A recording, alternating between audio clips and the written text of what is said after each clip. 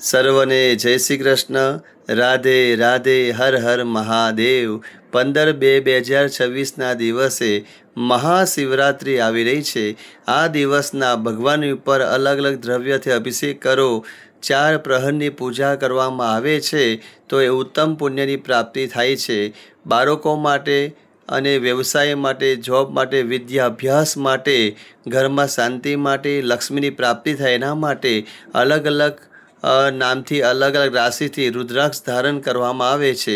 જો રુદ્રાક્ષ એ દિવસે મહાશિવરાત્રિના દિવસે ધારણ કરવામાં આવે છે એનું ઉત્તમ પુણ્યની પ્રાપ્તિ થાય છે. ભગવાન સ્વયં શિવ ભોલેનાથ આપણી રક્ષા કરે છે.